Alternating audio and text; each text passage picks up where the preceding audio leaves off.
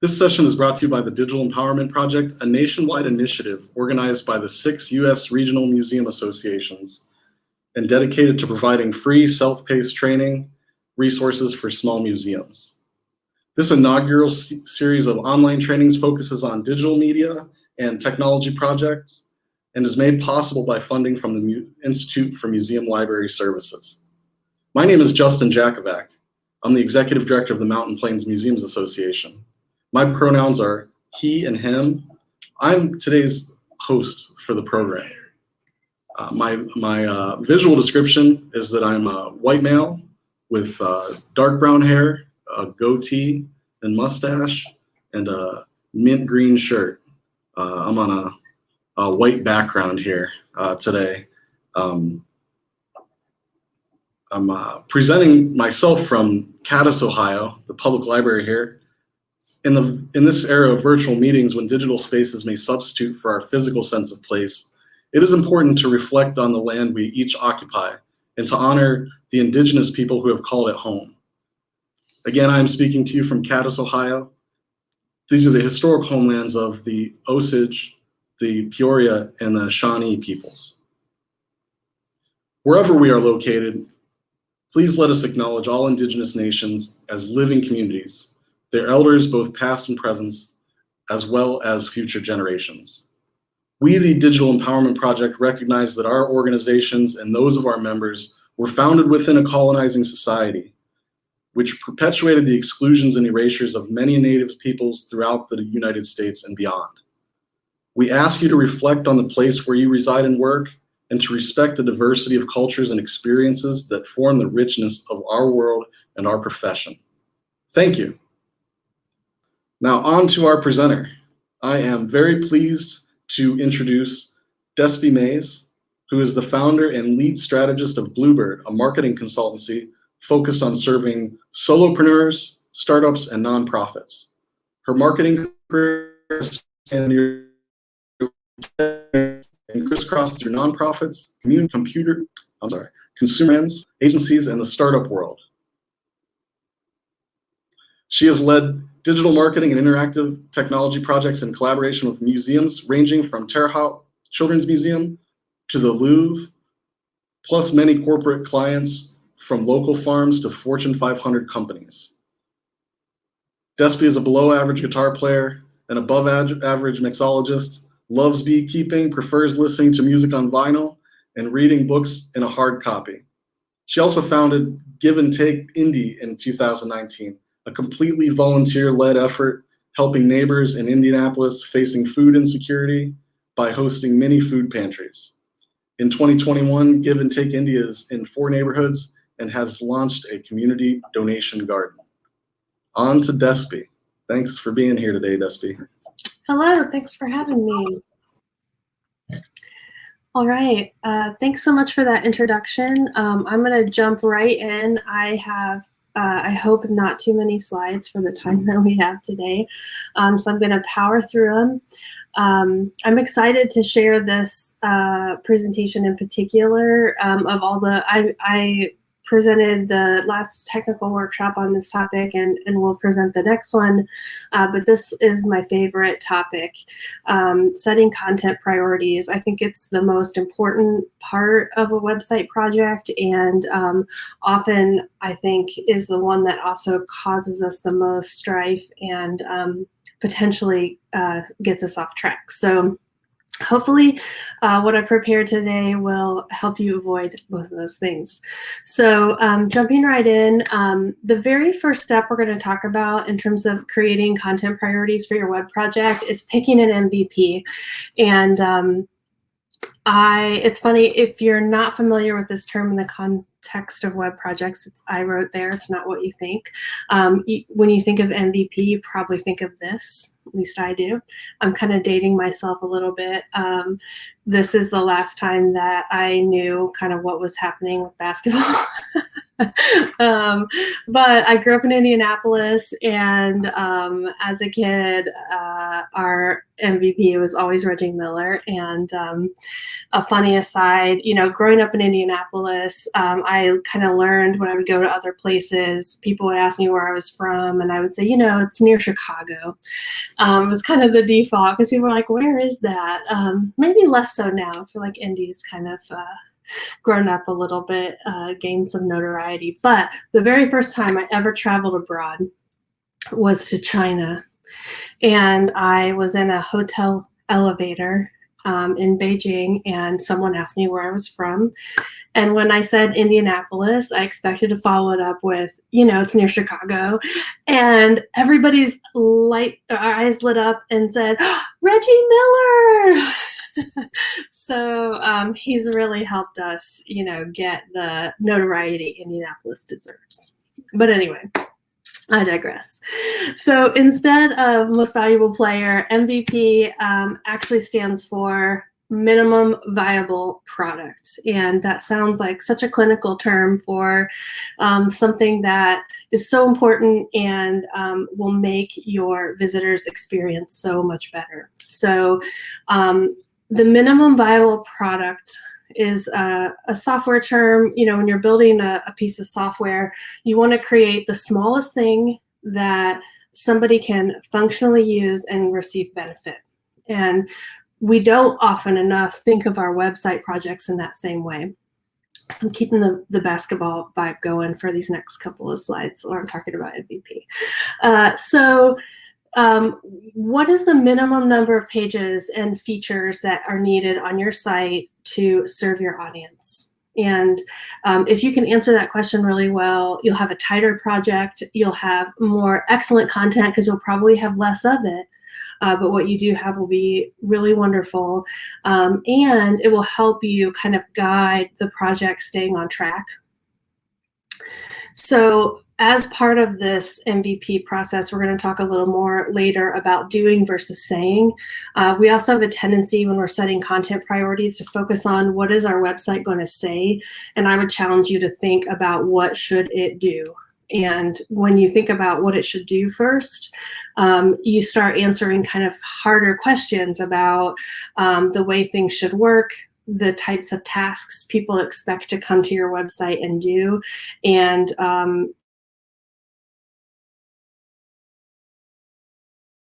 versus say, focusing on the doing will really help you prioritize the right work up front.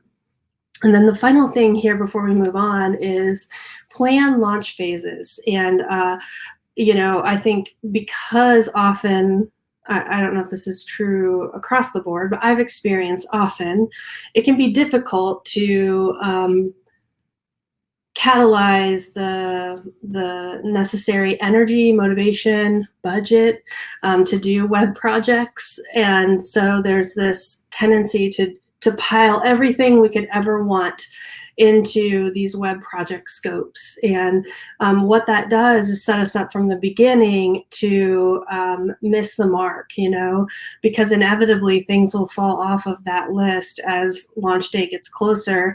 And instead, if you can own that up front and plan some phases, it can help you with budget planning, time and resource allocation. Really, really helpful to think about it in that way. Okay, so how do you get to your MVP? I think these steps don't have to be in linear order, but all of them are important in terms of helping you figure out what that is. So the first thing is goals. I talked a lot about goals last time. Created a goals worksheet that you can reference from that last workshop. Use those as the driving force behind your MVP, and that will help you figure out what your web project needs to accomplish in the doing. What does this website project need to do? And then what's reasonable for you to accomplish? Are you doing this by yourself? Are you doing this with a small team? Are you paying resources to help you? Those things all will come into play in building a reasonable timeline for a reasonable kind of content scope. And then having a build and scale mentality will help you think about, okay, this is what we need right now, and how can I create that and then enrich it later. So some examples are, people want to launch a new blog and feel like they need to have a ton of content, but it's way better to launch that blog with 3 posts and add one every week than to wait until you have 30 posts. The other example here is doing a test, kind of, I need to sell online tickets. So pick an event and just do that. Test that process, see what you learn, and then think about, how can I scale this up for all the events this quarter or all the events this year? Do less, test it, and get better. Use analytics to help you with your MVP. I've redesigned and built many websites, and in almost all cases, people just don't have a really good idea of what people are really consuming when they come to your website. And often there's an assumption that it's way more than it really is. And so if you use Google Analytics, or you have another analytics tool, if you're not using it, Google Analytics is free and relatively easy to add.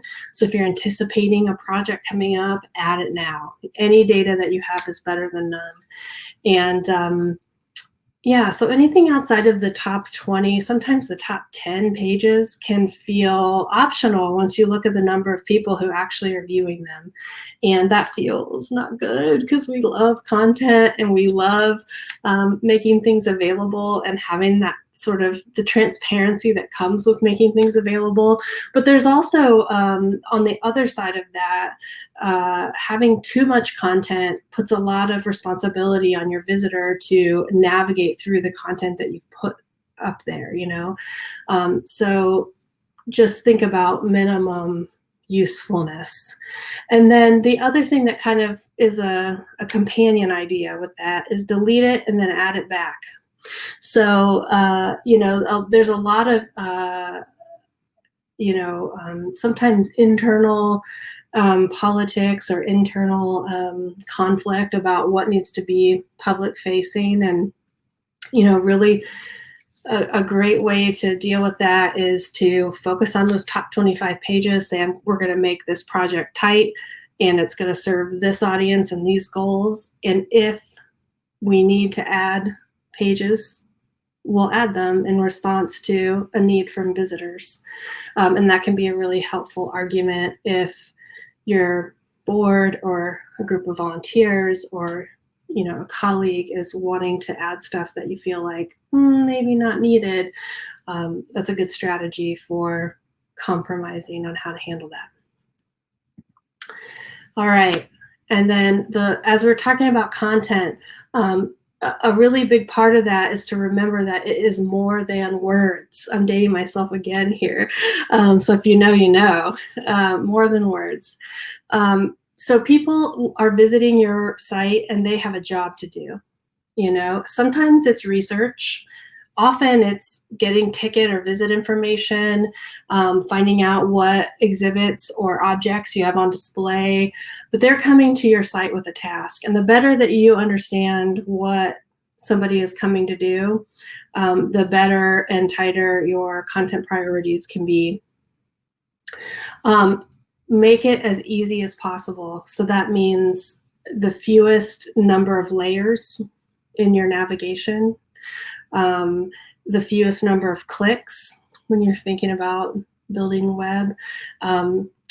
If you can, list the tasks that you think a website visitor might be expecting to complete, and then prioritize those. And that will help you a lot with your planning, like if you're building out phases, or even if you're just prioritizing the work to do so that when launch day comes, you have the most important things ready. And then like more literally, remember that it's more than just the text. There's a lot of time and effort given to the writing and editing and preparation of the text that goes onto our websites, and often the images or videos or other elements become an afterthought for lots of reasons. Sometimes because it's harder, that we don't have as many resources on our teams that can do that kind of work, and so it can make it more challenging, and so it kind of gets put off until the end, because we want to figure it out. But I would really encourage you to own that stuff up front, and I will show you a content template that's available to you on the Museum Learning Hub when this recording becomes available, that you can use to record not only the text that's going to be migrated into your site, but links, video files, image files, other features or forms, just really thinking through the richness that is all of the elements on the page will help you, both plan better and get to the end of the project with less surprise, but also just make it a better experience. Okay, so with those things in mind, I'm going to talk you through how to take that minimum viable product and then create a content plan with simplicity at the foundation of it. So 4 components to this plan. The first is a sitemap, and it's because the sitemap will become, like a map, a true map, guiding you, directing you on the rest of the project. I've created a simple tracking spreadsheet that you can use as a resource here to track all the content that's going to be needed. So you basically create that sitemap, load everything on the sitemap into the tracking spreadsheet, and then you can keep track of what's going on with it, what's missing, what you need to work on, etc. The part that I think everyone thinks about the most is the gather, write, edit part. The biggest and longest part often of web projects. So what could possibly go wrong, right? We'll talk about that. And then the migration process of actually moving content from those documents into the website and bringing it to life. So those are the 4 parts, and we'll talk through them in a little more detail. So here's a sample sitemap. This is a relatively small website, right? So if you need a bigger one, or if you're doing a project that is more of a component or a new category, you can use this idea even if these specific categories aren't perfect for what you're trying to do. But this is just a way to think about a sitemap. And so what it's doing here is it's showing you this category is about who we are. This category is how to visit. This category is what's happening right now. Here is how people can become engaged with us. And here's how people can communicate with us. So remember when I talked about the doing versus the saying? These blue boxes are about the doing. So if people want to learn who we are and what we stand for, that's where they go. If they want to learn how to visit, that's where they go, etc. Right? So as you're building the sitemap for any kind of web project, think about what is it you want them to do first, and then how do you organize the sitemap to prioritize those most important things to do. And in this sitemap, you can see a couple of examples of things like under visit, for example, there's a link that links to the exhibit's homepage. So also think through how you're going to cross-reference these things. And because when somebody wants information about how to visit, they also want to know what exhibits you have, right? So that way you're keeping the content in one place, but you're linking to it to make it easier for people to do the full thing they came to do. And then another example is this COVID-19 info page, which is an example of how your sitemap should be flexible and fluid enough to, assist you in whatever current thing might be happening. So another, kind of pitfall that content planning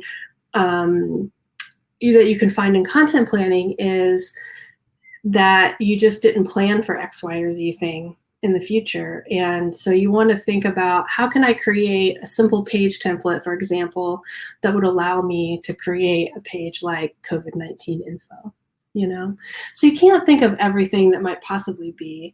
But as you start looking at the visual layout of your sitemap, the visual layout will help you look for content gaps. And if you look at this, you know, you might say that there's you know, something critically missing from the mission or operation of your museum, and you're able to see that because you can kind of see everything, you know, that's going to be on this website laid out in this one at a glance visual place. So then that helps you add it, you know. So once you create that sitemap, you'll take that tool and then put all of your pages of that sitemap into this tracking spreadsheet, or your own, however you want to track it. But basically that becomes a punch list for all the content that you need to account for in your website project. And it could be 100 things, it could be 5 things, depending on the scope of your project. But basically this tracker will allow you to, you know, figure out, okay, here's what this page is, how it fits into the overall sitemap. That's what category and page title are about. The type of content it is, who it's assigned to, what the current deadline is, and then all these checkboxes that, you know, allow you to keep an eye on, is it ready for review? Has somebody reviewed it? Is it ready to be migrated? Is it on the site? There's also a notes field and some other fields to help you communicate with anyone you're collaborating with about missing images or questions, research that's needed, stuff like that. You can make this spreadsheet more complex if you have a more complex review process, just by adding more columns and kind of labeling those to suit your need.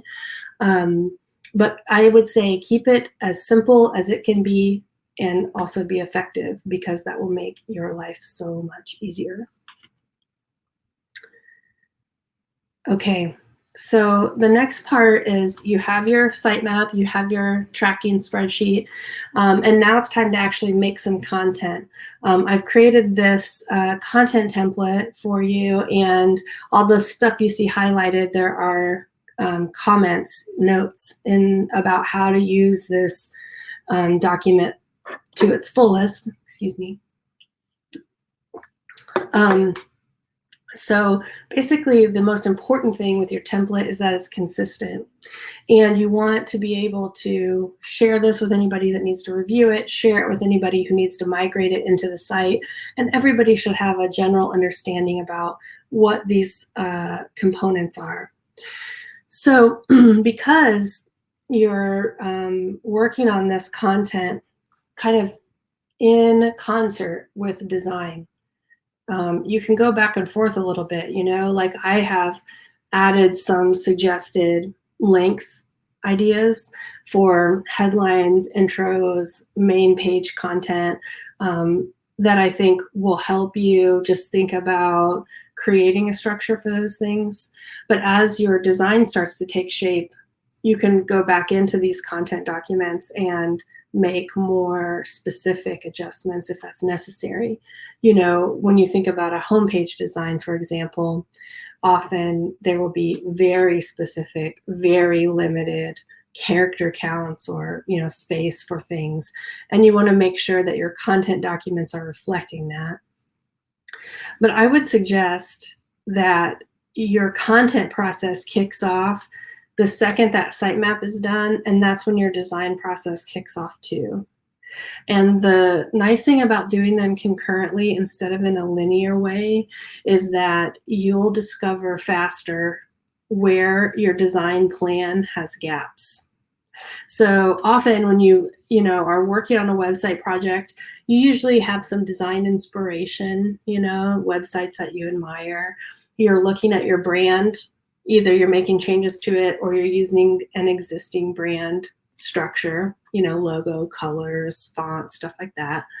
And then, you know, however you're building this site, whether you're using an off-the-shelf template or you are working with a designer who's designing for you, in both of those cases, often the visual part of those designs is what is emphasized in that part of the project, right? And that's fine. It's an important part. But focusing on the design is not going to tell you that, oh, we need this specific block in order to fill in the blank thing. You know, when you have your list of things that the website visitor needs to do, and then you start creating the content for all those pages, then you can go back and work more effectively with the design resource on your project to say, oh, we really need to make sure we've accounted for this specific type of content that's really important. So it can be a good way to have back and forth communication rather than this person does, you know, this part of the project, this person does this part of the project, and then there's things that don't match up that have to be reconciled. This doing them concurrently can create more collaboration throughout the project. So I have pulled together some ideas to help you get creative with how you can really stretch your budget, how you can think creatively about presenting content in an interesting way without having to build a bunch of custom, you know, widgets, plugins, features, whatever the case may be. So I'm going to show you some of those examples. I want you to think about, if you're familiar with the IKEA hacking culture, you know, where people go to IKEA and they buy IKEA furniture and then they turn it into something else.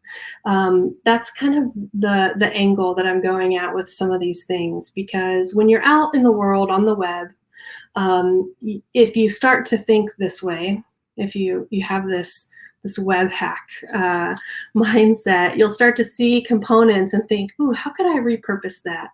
And the nice thing about a lot of content management systems that exist right now is that there are so many plugins and so many features, WordPress or even Squarespace, you know, there's all these pre-built functions.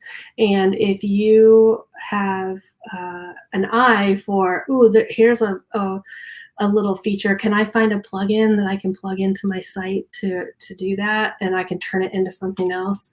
It's a really great way to present content creatively without custom development. So here are some ideas to help you get to think in that way. So the first one is portfolios. So there are many WordPress themes out there that have these wonderful portfolio components, and they're usually made for artists like photographers or creative agencies to showcase the creative work that they've done.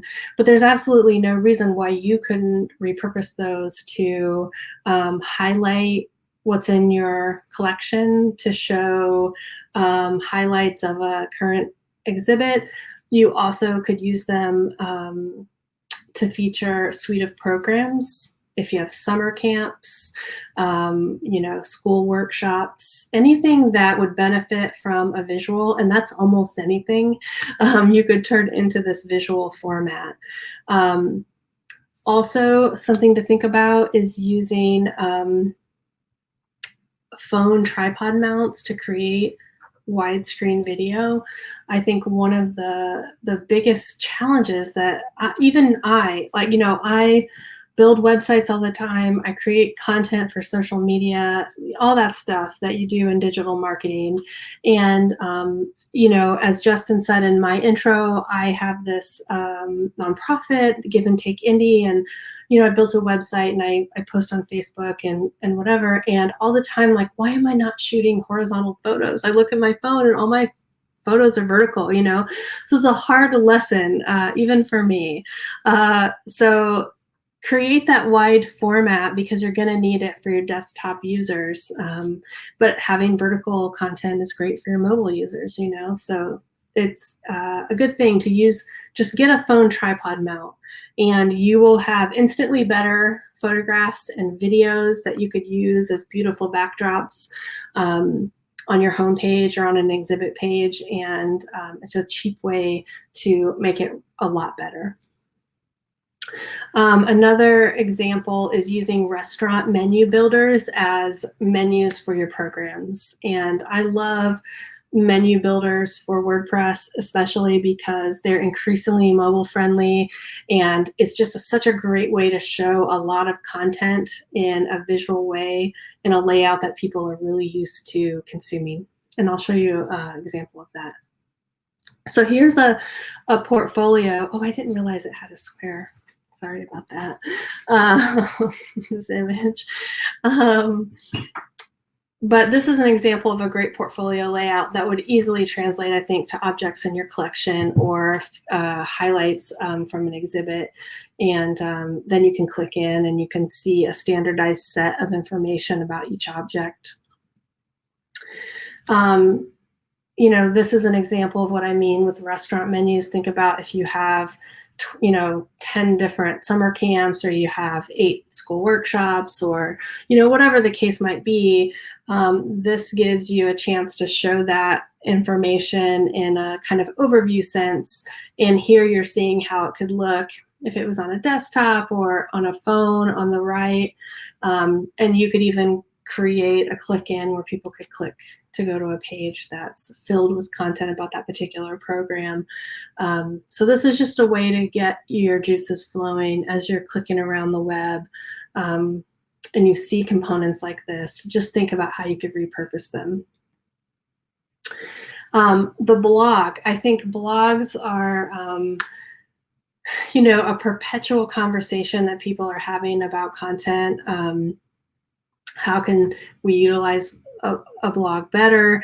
Often people launch them and then there's like a lot of excitement at the beginning, and then it kind of trickles down, and it's harder and harder to get people to write content for them. So thinking about them as a place to show a single type of content or thematic content can be much more effective. So here are some examples: showing more objects, giving mini tours. I think that there's so many ways that you could utilize blog to create the 10 most visited objects, the most provocative questions people ask. It doesn't always have to be fun or funny. I think meaningful is so much more important, especially now. So how can you create the most meaning for your visitors? I think there was a project that I was trying to make happen in a particular museum I was working with, and it just never came to fruition. But I'm going to give you this idea because I hope somebody will do it. And, I think it could be a great example of this. So, allow visitors to give tours of different galleries, different parts of your museum, talking about their favorite objects, whatever the content case may be. But choose the people who best reflect your visitors. So this particular project, I was trying to partner with a local, the Indiana School for the Deaf, to create ASL tours that were led by children for a children's museum. And there are just so many ways to make that kind of content really meaningful. And one of them is through representation, and that project, like the stars were not aligned, unfortunately, for that project to come to fruition. But somebody out there do that project, please. I think it's such a wonderful idea. And so often we don't really create content for children by children. And even if you're not a children's museum, I think there could be a lot of value in doing that. And then this last one is sharing historical documents with commentary. I think this could be a lot of fun, especially if you have a lot of paper documents in your collection, letters, manuscripts, whatever the case might be.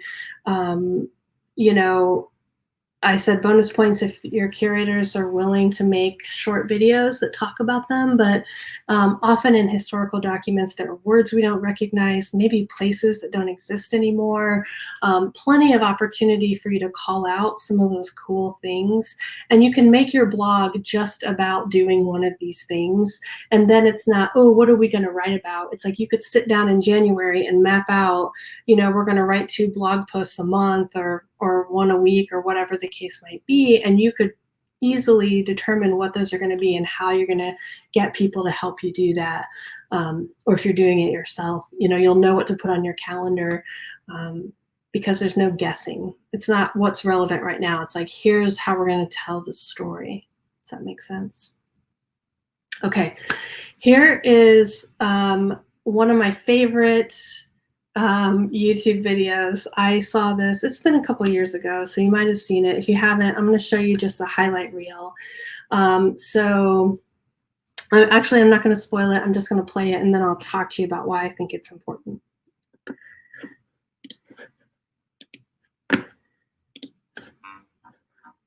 Here are 2 17-year-old boys confronted with an antique from a bygone era, a rotary phone. You have 4 minutes to dial that phone number. Jake and Kyle Bumstead were challenged to make a phone call on a rotary phone under 4 minutes. Oh no, zero's all the way over. How do I restart? Wait a minute. Think of different. You have to pick up the phone and then do it? Put the phone to your ear. What do you hear? What does that sound like? The resulting video has older internet users either laughing or crying at how much times have changed. If this was 0, then Wait. does the second Look, one watch out. zero? The second Is one this correct? zero? Bring it all the way around and then like, what's with all the holes though? That's a great question. Before you laugh at their effort, these 2 boys can probably show most of us a thing or two about how smart TVs work. 8500. 8500. We're done. Oh, you did it? Yeah, no, I didn't.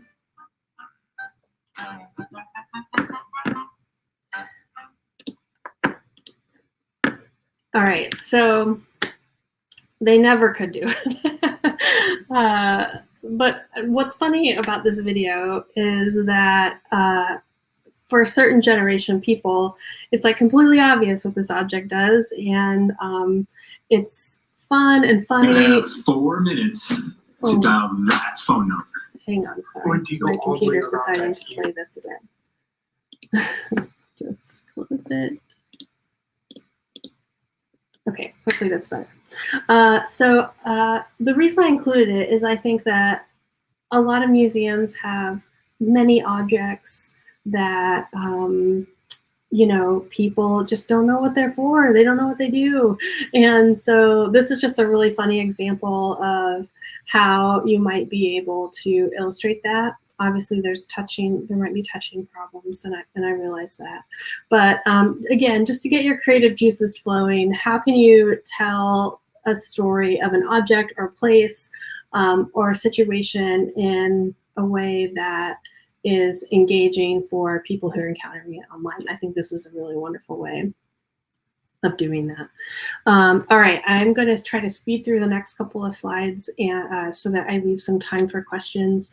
I also have recommended some things here that are really worth spending money on to help you make your content great. I am a big user of Canva. If you haven't checked it out, it's an online basically like a graphic design program, but not software you have to download or buy. There's a free version, so you can create an account and just experiment. The pro account, I think, is about $13 a month. It's totally worth it because you have access to a great many more images, graphics, icons, and also file formats. So one of the things that you might need for a website is PNG files that have a transparent background, for example, and you can create those in Canva so easily. It's wonderful. I can't say enough great things about it. It really makes design more accessible to people who have limited design experience. Professional photography is another thing we're spending money on. You know, depending on where you are, the cost may vary. About $300 to $500 is what it will cost in Indianapolis to hire a photographer for an hour or two to create, you know, 150 images. And these images can level up the perceived quality of your web project so tremendously. There's almost nothing you can do that will have the same visual impact as hiring a professional photographer. Creating a brand style guide. You can do this yourself for sure in a simple way, or you can hire an experienced designer to do it for you. The cost can range greatly depending on who you get to do it for you, but basically creating some type of document that you know, writes down what are your web fonts, what are your headline styles, what colors are acceptable, what's the button style, you know, how does the logo get used, all of those things, so that if you are working with external partners or vendors, volunteer design folks, or people who are helping you with their website, you want to be able to hand somebody this information. Even internally, if you have an internal team, you want the people who are working on this to have a consistent guide to what your website should look like. And this is a place where websites get, you know, messier and messier over time as different people manage them, because this is missing. So it can really help.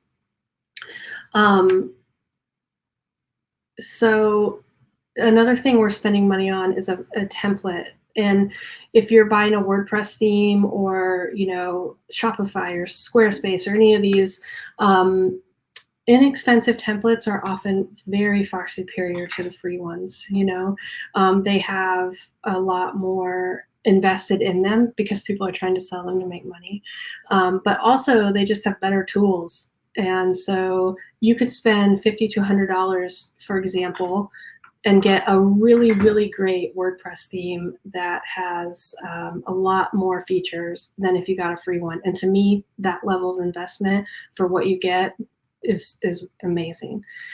And then this last one is a harder one because it can be hard to make the case or to hold the space or the budget for it. But really looking at your priorities for your MVP and the goals of your project, and what are the right tools.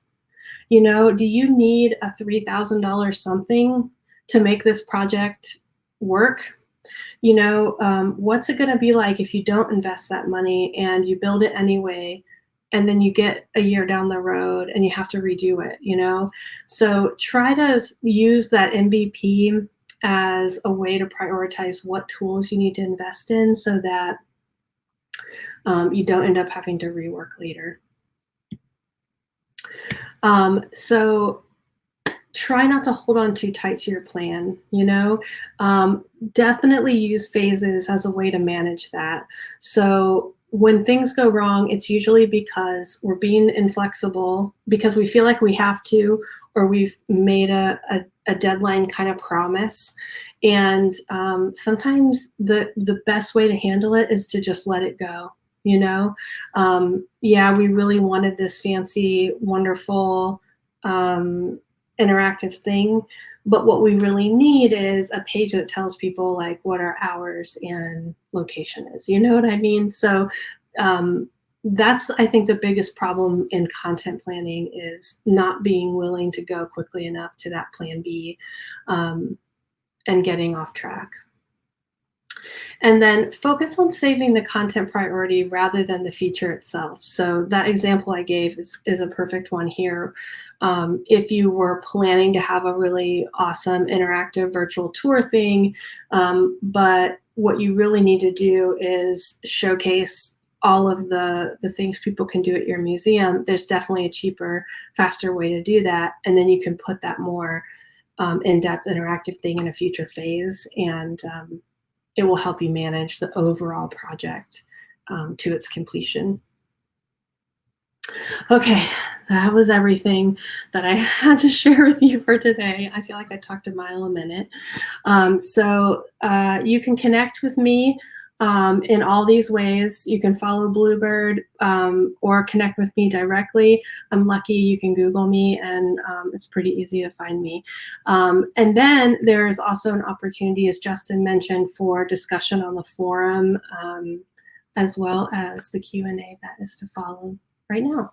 So I'm going to stop my share so we can have some discussion.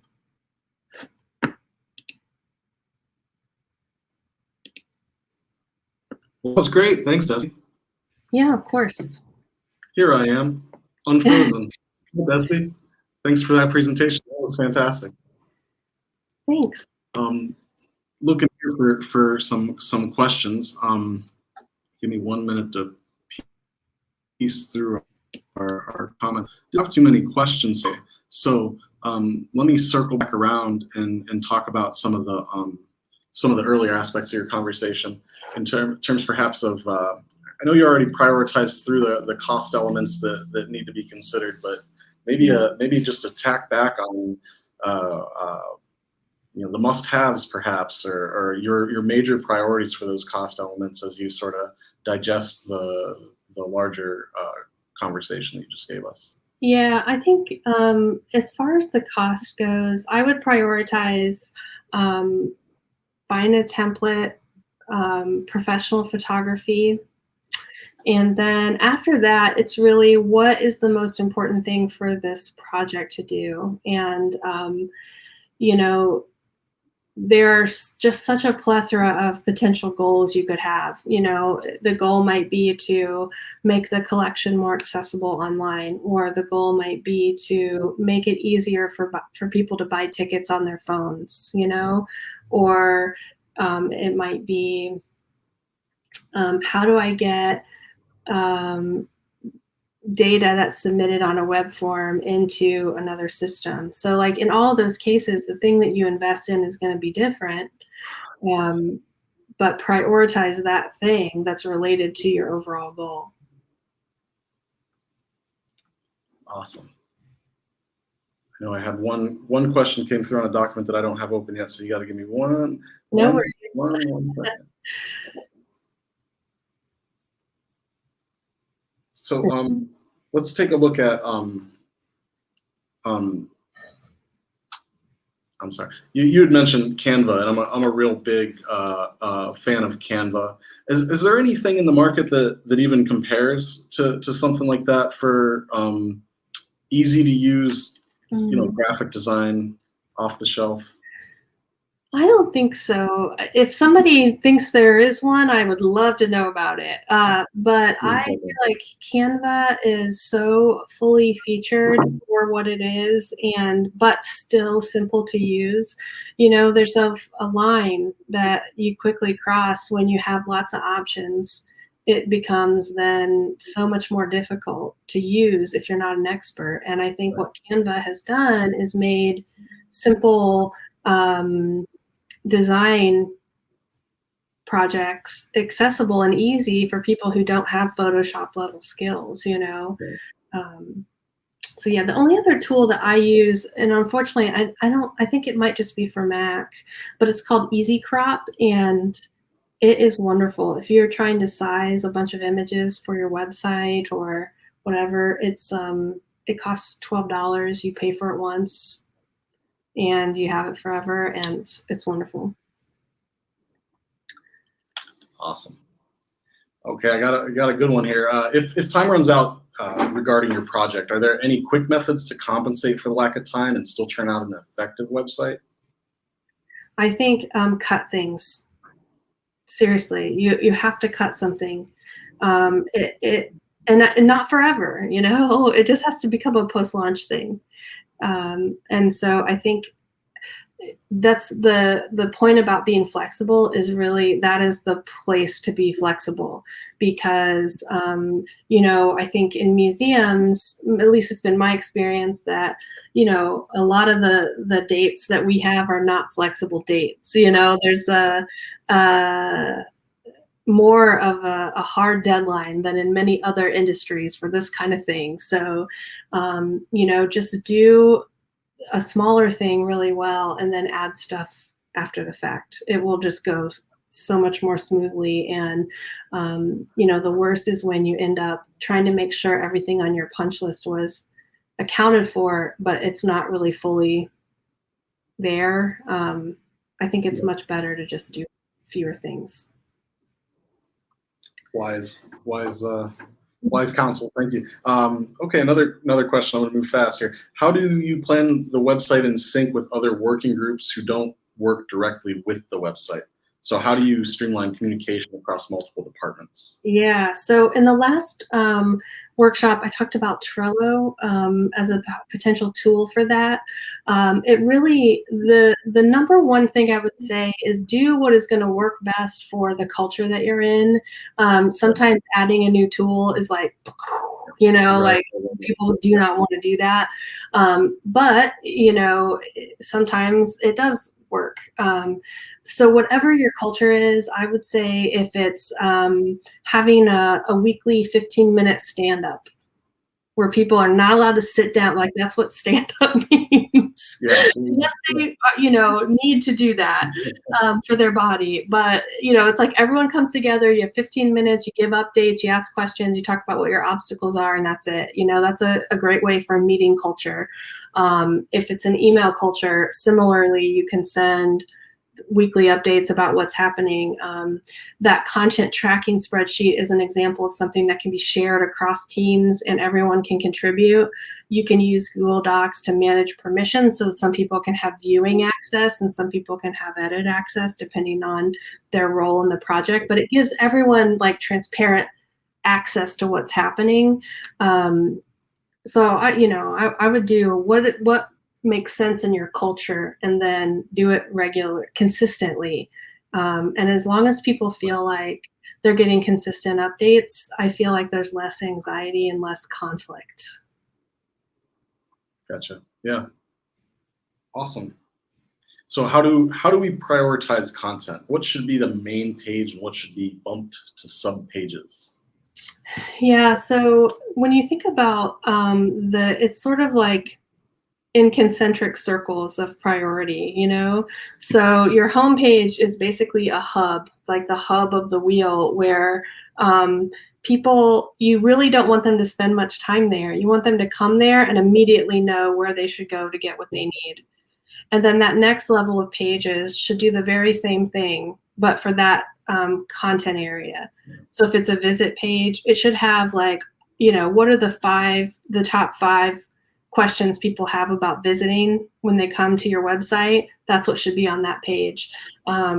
So really, thinking about those category landing pages as being those category hubs, and then the pages below them support them with detail.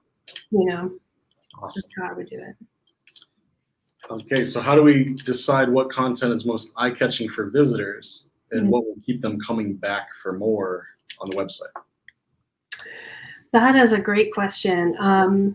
The thing about it is, in general, this is a controversial statement perhaps, but in general, people will not come to your website unless they need to do something or you've pushed them there with email or social media or something like that. So I think that we spend a lot of time thinking about how to pull people to our website when what we really should do is push them there. Yeah. And that push is, like I said, an email with links or, social media posts that are sending traffic there. It's just not a very realistic expectation that people will come to just check out what's happening on your website. Like, we all wish that were true, but there's just so much competition for time and eyeballs and all that stuff that it just isn't very likely. So instead, I would say, think about what is your strategy to get people to your website and prioritize the content that you need to do that. So if that's going to be some type of blog content, if what you're mainly going to do is push people to exhibit related or object related pages, make those amazing. Because that's the marketing strategy that you're using to get people, to find out what's happening with you.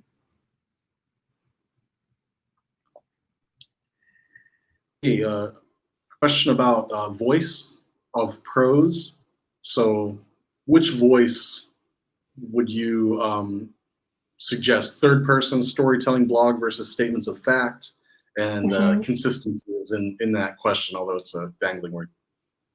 Yeah, I think that is related to who you are as a brand. And is your brand or even brand is kind of like a marketing speak word, but like what is the personality of your museum?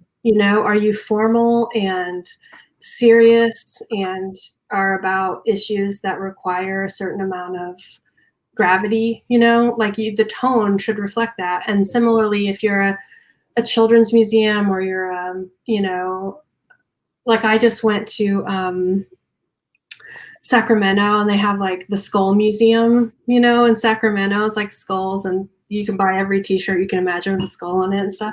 Like they can have a tone that is irreverent and a little aggressive. You know what I mean? Like it just depends on the type of content that your museum is displaying and interpreting, more than anything else, I think. Right. Gotcha. Okay. I got two more, and we're gonna race. Right. Images, comments on the merits of watermarks to discourage theft or reuse. Well, I would ask why you want to do that. Like, are you making revenue from selling those images? Do you have intellectual property commitments with living artists? Like there's a lot of reasons why you might need to do that. But in my experience, it just isn't that big a deal. Which I know, I worked in museums. I know it's not a cool answer for me to give for rights and reproductions people. I know it. But in general, people are wanting to share this stuff on their social media feeds. They'll probably be tagging you when they do. So I think it's, better to, in the age in which we're living, to make those things look good on you and for you to look cool, than it is to be really formal about that. But like I said, I understand that there are reasons why that's not a great answer, but that's my honest answer. Love it. All right, last one, and then we're gonna say our goodbyes for the week and see you next week and do that thing.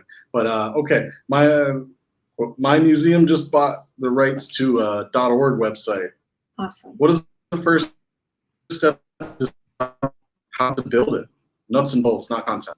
Do you recommend a choose platform? Do you recommend a step like choosing platform, perhaps? Yeah. Okay.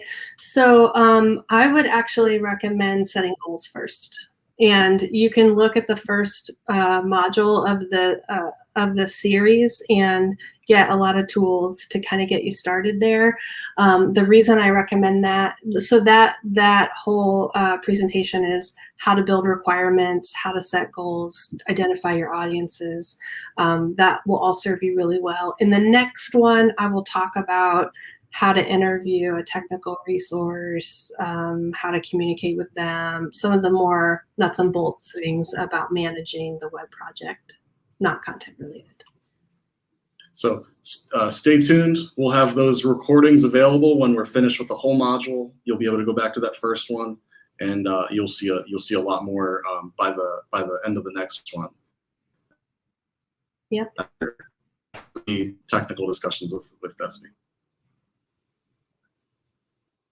I can see that my camera's cutting out. Okay, here we are. Thank you very much for being here today, Despy, and thank everyone for attending today's program. The second of our technical modules, technical sessions of the fourth module. Visit our website, the Watch Live of the Museum Learning Hub, or the forum of the Museum Learning Hub, rather. Come on back and log in, ask questions, and get a part of those forums. Watch social media to be part of the future programs.